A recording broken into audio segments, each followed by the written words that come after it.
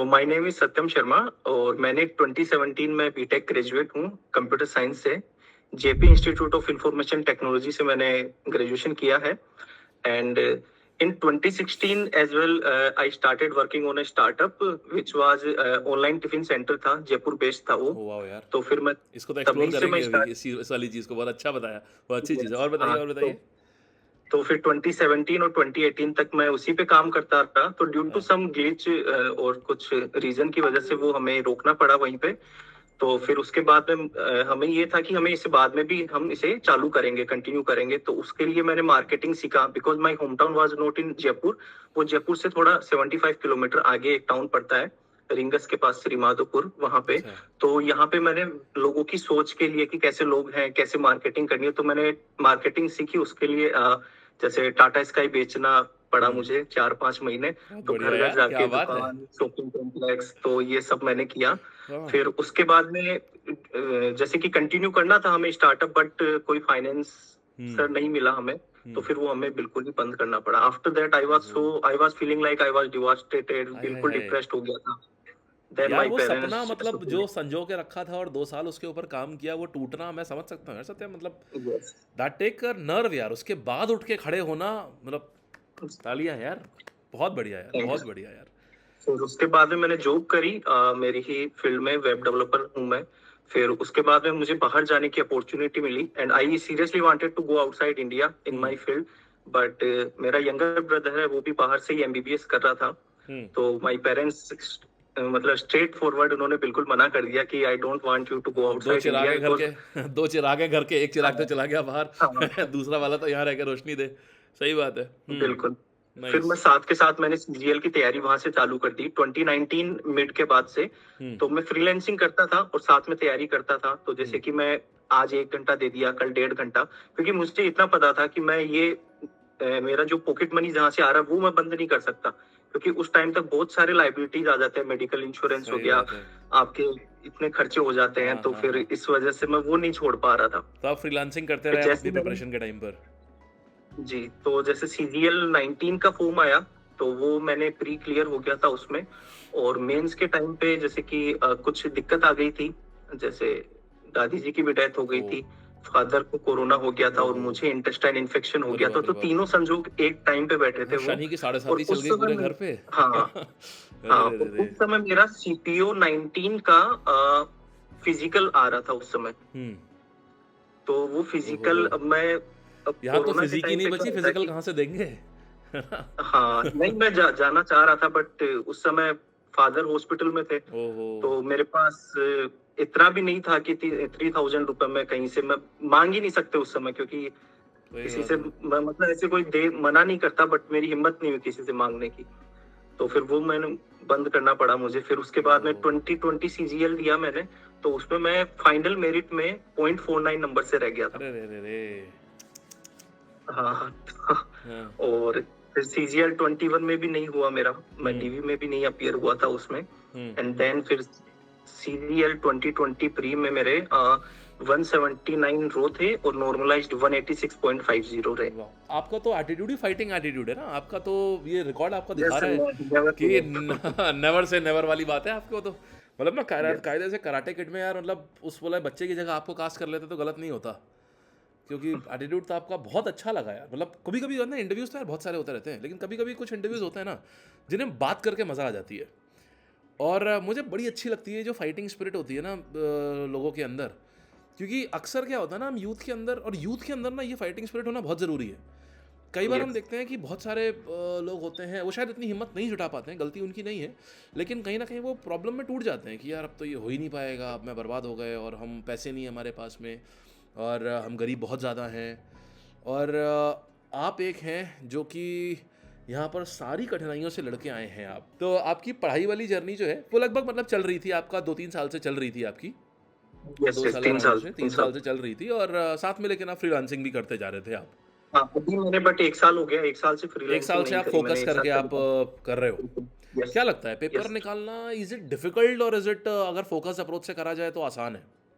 नहीं सर, बहुत आसान है। तो जैसे कि मैंने मेंस में भी मतलब इतना खराब नहीं हुआ, 314 मार्क्स है मेरे मेंस में भी हम्म। अभी 2022 यार में। अच्छा हुआ है भाई, बट खुश हो जाओ। 314, आप जानते हैं कौन सी बात कर रहे हैं? आप वो वाले हैं, जानते हैं जो वो नहीं होता है कि 99% आए बिटिया रानी के, और बिटिया रानी बिल्कुल उदास आई है घर के अंदर। घर वाले पूछ रहे बेटा क्या हुआ? पापा मेरे 97 ही आए, मैं क्या करूं, मेरे 97 आए मेरे। यार ये क्या कोई जिंदगी है यार? ये जिंदगी भी क्या जिंदगी है यार। बट एक्सपेक्टेड, क्योंकि मैं पता है, जैसे करंट अफेयर्स पढ़ता हूँ आपसे। हाँ। करंट अफेयर और स्टैटिक जीके मेरा मोस्ट इंपोर्टेंट पार्ट है। मैंने और जीके पढ़ी ही नहीं है, और वो दोनों पार्ट मेरे एग्जाम में नहीं आए, करंट अफेयर और स्टैटिक जीके। दूसरी मेन चीज थी मेरा की, जो मेरा होल्ड है वो मैथ्स रीजनिंग पे है। अब वो आ गई आसान, तो मैं आसान जो आ गई। डिफरेंस बना सकता था लोगों में, ये बहुत तो वो सारे लोगों के डिफरेंस संग नहीं हुआ बना है ये। इस बार क्या हुआ ना, जिनकी क्वांट्स अच्छी थी पाया। वो इतना रोए हैं, क्योंकि बात ये नहीं थी। इस बार हुआ क्या, आदमी अपने दुख से नहीं दुखी था एक्चुअल में। यस, इस बार आदमी ना दूसरे के सुख से बाकी थोड़ा सब दुखी लोगों हुआ, ने कर लिया। क्योंकि कंपटीशन है यार, वो तो सही बात है। तो आप इसमें प्री में आपका क्या स्कोर आया था आपका? 186.5, पॉइंट 60। 186.60 आपका स्कोर था। और इसमें क्वांट्स में आपने कितना किया था सीजीएल 2020 प्री में? 50 in quants and 50 in reasoning. Nice. तो आपका 50 आउट ऑफ 50 दोनों में ही रहा प्री में आपका पूरा का पूरा। दैट्स वेरी गुड यार। मतलब आपका सीजीएल प्री में भी इतना रहा है, और सीएचएसएल प्री में भी आपने 50 में 50 आए हैं आपके। जी, क्या बात है यार, ये तो मतलब है डबल क्लैप, चारों तरफ से तालियां आनी चाहिए इस बात पे। तो यार मेंस में आप 314 पे हो ना? नॉर्मलाइज है या बेसिक है ये? बेसिक है सर। नॉर्मलाइज स्कोर कितना आ रहा है आपका? नॉर्मलाइजेशन अभी हुआ नहीं सर, अभी अभी होगा वो अच्छा, नहीं नहीं, रिजल्ट के बाद। आपने रैंक आईक्यू पे चेक किया था क्या? रैंक कितनी आ रही है आपकी? रैंक तो सर 1800 समथिंग आ रही। 1800 के आसपास कैटेगरी रैंक आ रही है आपकी? Category rank around 500। Category category कौन सी है आपकी? जनरल। जनरल में आपकी 500 रैंक आ रही है, और ओवरऑल रैंक आपकी 1800 के आसपास आ रही है। यूट्यूब पे तो मैं फिर बहुत पहले से पढ़ रहा हूँ, बट अभी मैंने रिसेंटली जीके और इंग्लिश पढ़ने के लिए मैंने आपका कोर्स अभी एनरोल किया है। अच्छा, सो आप जेपी से बीटेक हो, तो पहली चीज़ तो यार इंजीनियर हो गए आप, है ना? अच्छा, चांस की बात है। सो 3 पीपल आई हैव इंटरव्यूड सो फार, और सारे हमारे लैब के स्टूडेंट हैं, और उसमें ओके। हर व्यक्ति इंजीनियर है। हर व्यक्ति। अभी तीसरा ओके। इंटरव्यू आपका लाइव, तीसरा आपका जाएगा, पांचवा आपका जाएगा। तो उसमें जितने हमने करे हुए, आप पांचवे हो। पांचों में पांचों के पांचों इंजीनियर है, और पांचों ने 300 से ऊपर स्कोर करा हुआ है। पांचों लोगों का प्री में स्कोर 170 प्लस है। पांचों उनमें से 5 में से 3 लोग जिस दिन इंटरव्यू लिया उसके 2 दिन बाद यूपीएससी का इंटरव्यू देकर के आए हैं। यूपीएससी मेंस लिखने के बाद यूपीएससी सिविल सर्विसेज का, और उन्हें तैयारी ओके। करते हुए यही 1 डेढ़ साल हुआ है। 1.5 साल में उन्होंने यूपीएससी भी क्लियर कर लिया उन्होंने। अब वो इंटरव्यू स्टेज तक गए थे, वो किस उस पे गए किस पे नहीं गए ये तो खैर हमें नहीं पता, क्योंकि जाने के बाद वो फोटो भेजते हैं मेरे को व्हाट्सएप पे। सर ये देखिए आज यहाँ पे आ गए हम लोगों ने, वहाँ से जर्नी शुरू कर दी सर आपके साथ में, आज देखिए यहाँ पर आ गए। तो मेरा एक ये था कि कोई भी एग्जाम दूं, क्योंकि लाइफस्टाइल आपकी ऐसे हो जाती है ना जॉब करने के बाद। यार आप नहीं तो कॉम्प्रोमाइज़ कर सकते, सही बात है, काम करना पड़ता है उस लाइफस्टाइल को सस्टेन करने के लिए। और मेरा ये था कि कोई भी एग्जाम दूं फिर मुझे घूमना चाहिए, फिर मतलब 5-6 दिन डिटॉक्स करना पड़ता था अपने दिमाग को, क्योंकि प्रिपेयर करना है फिर से पढ़ने के लिए। सही बात है, सही बात है। नहीं, दैट्स वो वेरी गुड यार, टेंशन के बहुत अच्छी माहौल चीज़ है। में। मतलब इतना ज़्यादा लोड नहीं लेना आपने, इतना ज़्यादा लोड नहीं लिया कि यार नहीं कर रहा ही करना है, कहीं नहीं हिल सकता, घर से हिलूंगा नहीं, और आपने इस चीज़ को करा। दैट्स वेरी गुड यार, बहुत अच्छी चीज़ है ये। तो आपसे अगर मैं बोलूँ यार कि 3-4 गुरु मंत्र दो यार, कि 3-4 गुरु मंत्र हैं कि ये करना चाहिए, ये करेंगे तो होगा। देखिए सर, मैथ्स और रीजनिंग का तो बिल्कुल सिंपल सा फंडा है कि एक बार आप किसी भी टीचर से पढ़ लीजिए, और साथ के साथ प्री में जो भी क्वेश्चंस आए हुए हैं, तो उनको साथ साथ प्रीवियस ईयर के 3 साल के उठा लीजिए। सिर्फ 3 साल के लगाइए, तो वो साथ के साथ होते रहेंगे आपके। Right, right. फिर जैसे ही वो कोर्स कंप्लीट हो जाए आपका मैथ्स रीजनिंग का, फिर आप सिर्फ मेंस के क्वेश्चन लगाइए। 2011 से अभी तक का कोई भी बुक उठा लीजिए, 2400-2500 क्वेश्चन है परफेक्ट। उसके, तो सिर्फ वही 3-4 बार लगाइए, दैट इज द पॉइंट। और बाकी नए हाँ, क्वेश्चंस की तरफ मत जाइए उसी को। जैसे कि मैंने अगर प्रीवियस ईयर मैथ्स की बात करें हम, तो मैंने वो बुक 5-6 बार लगाई है। बहुत बढ़िया, बहुत बढ़िया, बिल्कुल सही अभी है। जैसे मुझे मैथ्स करना होता है, तो जैसे प्री हो जाता है तो वो मैथ्स की बुक निकालता हूँ, मैं 2 बार रिवाइज कर देता हूँ। बिल्कुल तो सही अभी है। 21 में भी मेरे मार्क्स थे 186.5 थे मैथ्स नाइस, में, नाइस, नाइस, मेंस में। नाइस। मेंस में तो बहुत वो बढ़िया। केवल प्रीवियस ईयर, जैसे कि 100 क्वेश्चंस आते थे पहले, तो 100 में से वो 5 क्वेश्चन अलग डालेंगे और 5 डिफिकल्ट डालेंगे, बाकी 90 तो आपके वही आने हैं। तो आप 90 पे कंसंट्रेट कीजिए। एआईआर तो तब आएगी ना जब आप 90 कर पाएंगे सही वो। बात है। अच्छा, जीएस में आपका एक, आपने बताया कि आपका एक स्ट्रॉन्ग फोर्टे रहता है, तो जीएस में क्या करना चाहिए लर्नर्स को? सर जीएस मेरा कभी भी स्ट्रॉन्ग पॉइंट नहीं रहा है। अच्छा, आपका जैसे जीएस 75 मतलब, में 55, आप 55, अरे अच्छा होता है भाई 55 नंबर, 70 सर 75 यू में। You won't believe me saying कि 2019 मिड्स जब मैं आया एसएससी की तैयारी में, मैंने तब से लेके अभी मैंने आपसे पढ़ना स्टार्ट किया है जीएस, अभी एनशीट चल रही है। मैंने कभी भी कोई जीएस नहीं उठा के देखा क्यों भाई? करंट अफेयर और स्टैटिक के अलावा। अच्छा, आप मतलब इतना सब कुछ आपने पेपर जो इतने फोड़े हैं वो सब आपने करंट और स्टैटिक से फोड़े हैं? मैं केवल एक स्ट्रॉन्ग पॉइंट है मेरा कि 2019 से अभी 2023 आ गई, मैंने अराउंड 2000-2500 मॉक लगा चुका मैं। तो जैसे कि कोई 2,000-2,500 मॉक? यार हाँ, केवल मॉक रुक देके जाओ ही भाई, मेरे इतने मार्क्स रुक आते जाओ हैं। भाई, रुक जाओ भाई। ये नहीं, ये तो डाइजेस्ट नहीं हो रहा है। बहुत बढ़िया चीज़ आप बहुत सही चीज़ आपने बोली है। आपने देखा नायक मूवी में जब कुछ सिर्फ ज़्यादा हो मॉक जाए, जब कोई अच्छी हाँ पावरफुल बात आती है तो अनिल कपूर को भी पानी पीना पड़ता है वहाँ इंटरव्यू के बीच में। यही मेरे संग भी हो गया है। हुँ, अब और बताइए। जैसे कि हाँ, तो जीएस सीएम आया, साहब जैसे आप कि कह मान रहे थे। लीजिए मैंने मॉक लगाया पहला, हाँ, तो जीएस में 25 में से एक क्वेश्चन सही है, चॉइस गलत है। तो हाँ। पहले तो मैं एनालिसिस करूंगा, चॉइस तो वो सही होंगे, प्लस नीचे उसकी डेफिनेशन आती है, उसके आसपास के 6-7 क्वेश्चन और हो जाते हैं आपके। Right, right, right. लैब के साथ, स्टडी लैब के साथ जुड़ा हुआ हूँ, तो मेन पॉइंट इज जो स्ट्रेटजी आपने बना रखी है ना, अगर कोई प्लानर देखे आपका, हुँ। तो मतलब अगर उसको फॉलो कर लेना, ये एक मैंने कहीं पढ़ा था कि just because you are slow it doesn't mean you are a failure, क्या बात है! But make sure you are consistent enough to make it to an incredible ending. क्या तो बात है! बस वो जो स्ट्रेटजी है उसको कंसिस्टेंटली आप फॉलो करते रहिए, मेन चीज है कंसिस्टेंसी इज द की, उसके अलावा एसएससी में सही बात कुछ है। भी नहीं है। बिल्कुल सही बात है। आप अगर 4 घंटे पढ़ रहे हैं लेकिन डेली 4 घंटे पढ़िए आप, हाँ। आपके यहाँ तक तब तक अभी भी वो क्रिटिसाइज ही करते हैं, नहीं मानते। जब ये इंटरव्यू लाइव जाएगा उसके बाद लोगों को लगेगा हाँ ये कुछ अच्छा कर रहा है। सही बात है। अभी तक मतलब मैंने आप किसी को अब बताया नहीं अब है। आप समझिए, अब मैं आपको बताऊँ कम से कम 10,000 लोगों को इंस्पायर करोगे आप। आपकी व्यूअरशिप ही इतनी पहुँचेगी, आप 10 से 15, 20,000 कहिए लाख लोगों को आप इंस्पायर करें आप। So this is the impact यार, जो आपने उस समय से जो आप कर रहे थे ना, और यही जो जर्नी जो आपने स्टार्टअप किया, अब इसके बारे में बताना कैसे आप कैसे शुरू किया आपने? क्या करते थे इसमें सर आप? 2016 में, मतलब मेरा कजिन कजिन है और उनका एक फ्रेंड था, तो हम तीनों लोगों ने, कजिन का ही आइडिया था, तो मेरा भी कुछ ऐसा करने का सीन था, तो उन लोगों ने मेरे से शेयर किया ऐसा कुछ करना चाहते हैं, are you okay with it और नॉट। तो फिर मैंने कहा ठीक है। उस समय मैं अपने शायद सेकंड ईयर में, थर्ड ईयर में था उस समय। तो फिर मैंने अपना जैसे कि माइनर प्रोजेक्ट भी इसी को लेके कर लिया, ऐप हुँ, वगैरह को लेके। नाइस। तो हम लोगों का जो हमारा काम था, जैसे कि पूरे जयपुर में जितनी मैथ्स वगैरह होती है ना, हुँ, जो भी मैथ संचालक बोलते हैं हिंदी में, तो हुँ। उन सबसे कांटेक्ट करके उनको वेंडर्स बनाया। फिर अच्छा, हमने एक ऐप जनरेट कर दी। ओह एक तो नाइस! हमारे कस्टमर की अलग रहेगी, सेलर की अलग रहेगी, और फिर पूरा फ्रंट एंड हम लोगों ने ही डिजाइन किया था, बाकी हम लोगों ने एक टीम हायर करी थी। वाओ यार! और फिर उसके बाद में जैसे कि क्या होता था, कोई भी कस्टमर है अगर ऐप के थ्रू अगर ऑर्डर कर रहा है, जैसे मुझे तो लंच उसे चाहिए आज, मुझे लंच चाहिए आज में, तो मैं लंच में कैसे करूँ मैं? हाँ, आपकी जैसे ऐप पे कि आता हूँ मैं। ऐप पे जाइए, बुक ए टिफिन आपका, जैसे कि एरिया लोकेलिटीज दी हुई है, जितनी भी हाँ, टेरिटरीज है जयपुर में, सेलेक्ट कीजिए कौन सी टेरिटरी में है। हाँ। या तो आपको मंथली प्लान लेना है, या हुँ, फिर आपको एक टाइम का लेना है, वन टाइम। तो अगर वन टाइम लेना है तो वन टाइम कर दीजिए, लंच पे कर दीजिए, और फिर उसके बाद में आपको लंच टाइम में 12 से 1 के बीच में वो टिफिन डिलीवर हो जाए। वाओ यार! और और कितने का आप पड़ता था कैसे, टिफ़िन?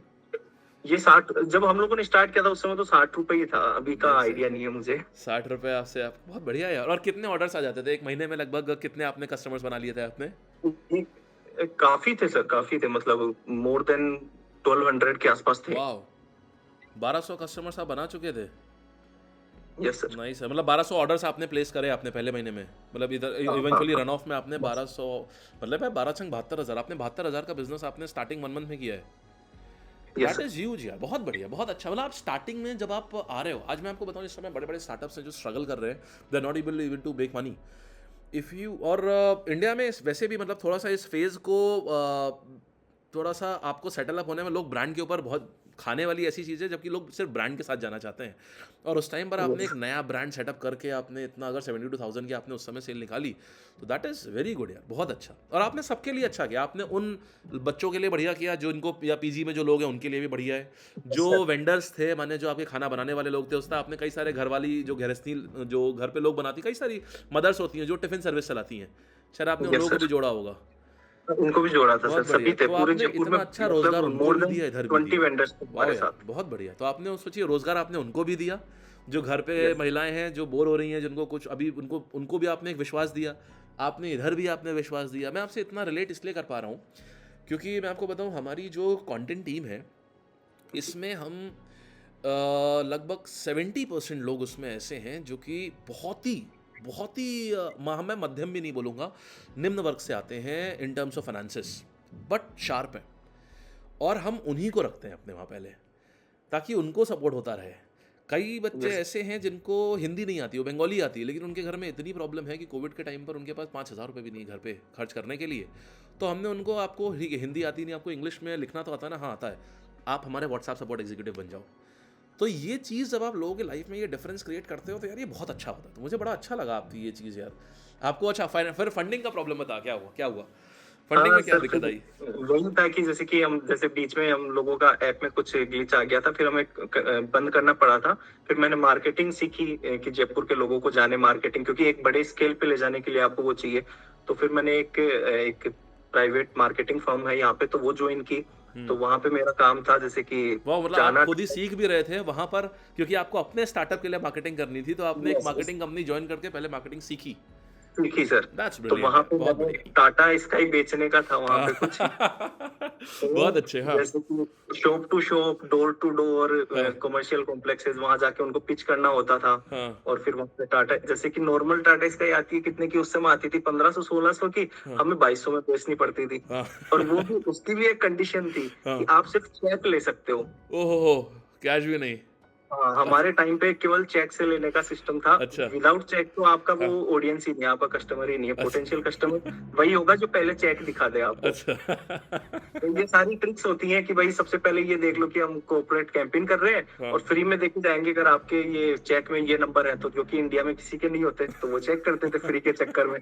तो अगर उसके पास चेक है तो वो हम फिर आगे पिच करते थे उनको। अच्छा, गुड यार, तो बड़ा काफ़ी सारी चीज़ें आपने सीखने को मिली होंगी वहाँ पर, है यस ना? सर। अच्छी चीज़ें, खराब चीज़ें, और इट्स गुड यार, अच्छी-खराब दोनों सीखनी चाहिए। क्योंकि जब आप खराब चीज़ें भी सीखते हो ना, तो आपको पता चलता है यार क्या नहीं करना है। ये तो हम सीखते हैं क्या करना है यार, क्या ऑनेस्ट चीज़ें हैं जो मुझे करनी है, और क्या डिसऑनेस्ट चीज़ें हैं जो मार्केट में चल रही हैं, और मुझे इनसे दूर रहना है, क्योंकि that is how yes I will be able to make a difference. तभी तो मेरा यस, प्रोडक्ट यार दूसरों से अलग हुआ। अगर मैं भी वही बैट पिचिंग करने लगूँ, तो फिर मेरा प्रोडक्ट अलग कैसे हुआ, और मैं कैसे विश्वास बिल्कुल। दिलाऊँगा? और आप व्यूअर्स को कुछ कहना चाहेंगे एंड में? यस, मैं यही कहना चाहूंगा, if you believe that you have potential to crack SSC examination, don't lose hope. People will criticise you, but आप सिर्फ उनको मुस्कुराइए, क्योंकि आपको पता है कहीं ना कहीं कि आप चाहे 1 साल लीजिए, चाहे 2 साल लीजिए, चाहे 3 साल, आप निकालेंगे। तो बस कीप हसलिंग, हसल करते रहिए। और जो मेन चीज है कंसिस्टेंसी, कंसिस्टेंसी को ब्रेक मत होने दीजिए आप, और आप निकालोगे। क्योंकि मैं एक एग्जांपल हूँ, क्योंकि मैं एक टाइम पे, मैं तो करना भी नहीं चाहता था गवर्नमेंट हाँ, जॉब, हाँ। और मुझे पता था मेरे बस का है नहीं, और मैं अभी भी आज भी नहीं पढ़ पाता, 3-4 घंटे से ज्यादा मैं नहीं पढ़ पाता। लेकिन कंसिस्टेंसी जो है उसने मुझे हेल्प की है। तो दैट्स राइट यार। कंसिस्टेंसी पे फोकस करिए, और सही स्ट्रेटजी हो तो बिल्कुल निकाल लोगे आप। राइट, राइट, और बाकी के लिए हम हैं ही हैं, लैब है ही आपके पास, है ना? यस, बिल्कुल, स्ट्रेटजी से बड़ी तो कोई चीज ही नहीं है। स्टडी लैब की बेस्ट चीज ही स्ट्रेटजी है। ठीक है, चलिए, thank you so much Satyam, it was a wonderful session with you all. In CGL 21 and CHSL 21, I got very low marks in GS section. Like CHSL में भी मेरे 8.5 marks ही थे आउट ऑफ 50 अगर 21 की बात की जाए, और CGL 21 में भी मेरे काफ़ी कम मार्क्स थे GS में। But after joining lab CGL 2022 में मेरे 36 आउट ऑफ 50 रहे, और CHSL 2022 में भी मेरे 32.5 आउट ऑफ 50 रहे। सो जो मेरे वीक चैप्टर्स थे, जो मेरे वीक सब्जेक्ट्स थे, वो काफ़ी स्ट्रॉन्ग हो गए मेरे, काफ़ी इम्प्रूवमेंट हुआ उनमें, और इंग्लिश में भी मेरा काफ़ी इम्प्रूवमेंट मुझे देखने को मिला। और द मोस्ट इम्पोर्टेंट चीज़ क्या होती है जीएस सेक्शन में कि जीएस सब पढ़ते हैं, but the most important thing is how much you can retain this knowledge. And the most important thing about lab is you have a planner to follow. So basically क्या होता है कि आप अगर डेली का टारगेट्स बना के चलें, जैसे कि ये चीज़ मैंने देखी थी कि यूपीएससी की प्रिपरेशन में भी लोग क्या करते हैं कि सुबह उठते ही डेली के आप टारगेट्स बनाते हो, उनको पूरा करते हो, और संडे को आप रिवाइज करते हो। So same here in the lab की क्या होता है कि आपको प्लानर दिया हुआ है कि आपको ये दिन में ये टारगेट फिनिश करना है। तो ये जीएस में बहुत ही ज़्यादा मुझे हेल्प किया कि मैंने ये सारा कुछ कवर करता रहा मैं इनमें, तो मुझे काफ़ी हेल्प हुई। And I want to thank Aman sir, Barkha ma'am, and the entire team of lab for supporting me whenever I needed.